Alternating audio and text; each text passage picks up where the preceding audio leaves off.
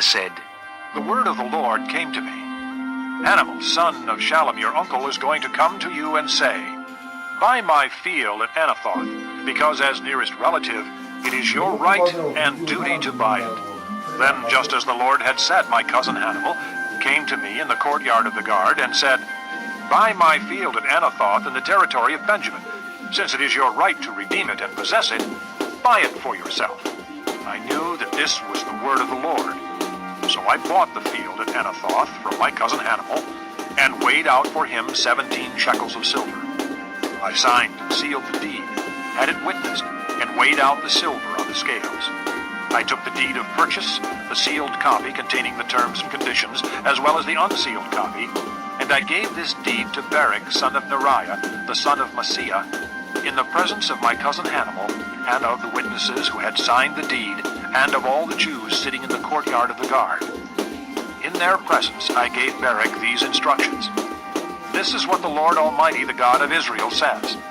Take these documents, both the sealed and unsealed copies of the deed of purchase, and put them in a clay jar so they will last a long time. For this is what the Lord Almighty, the God of Israel, says. Houses, fields, and vineyards will again be bought in this land.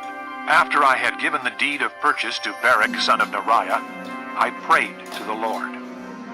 Ah, sovereign Lord, you have made the heavens and the earth by your great power and outstretched arm. Nothing is too hard for you. You show love to thousands, but bring the punishment for the fathers' sins into the laps of their children after them. O great and powerful God, whose name is the Lord Almighty, great are your purposes and mighty are your deeds. Your eyes are open to all the ways of men. You reward everyone according to his conduct and as his deeds deserve. You performed miraculous signs and wonders in Egypt, and have continued them to this day, both in Israel and among all mankind, and have gained the renown that is still yours. You brought your people Israel out of Egypt with signs and wonders, by a mighty hand, in an outstretched arm, and with great terror.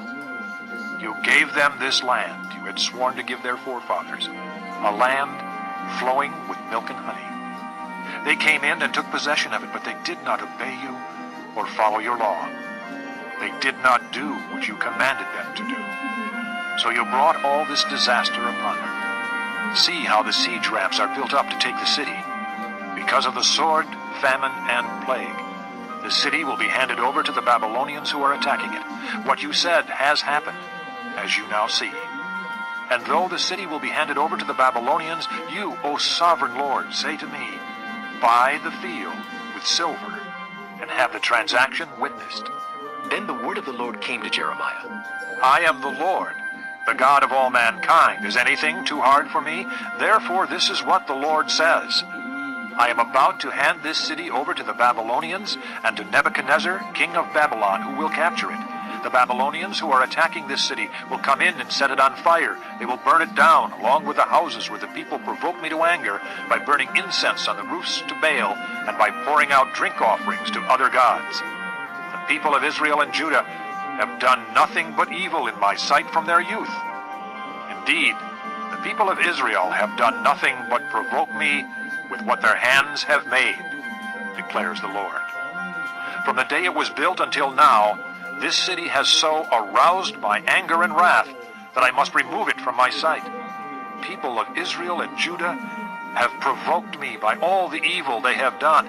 They, their kings and officials, their priests and prophets, the men of Judah and the people of Jerusalem. They turned their backs to me and not their faces. Though I taught them again and again, they would not listen or respond to discipline. They set up their abominable idols in the house that bears my name and defiled it. They built high places for Baal in the valley of Ben Hinnom to sacrifice their sons and daughters to Moloch. Though I never commanded, nor did it enter my mind, that they should do such a detestable thing, and so make Judah sin. You are saying about this city, by the sword, famine, and plague, it will be handed over to the king of Babylon. But this is what the Lord, the God of Israel, says. I will surely gather them from all the lands where I banished them in my furious anger and great wrath. I will bring them back to this place and let them live in safety.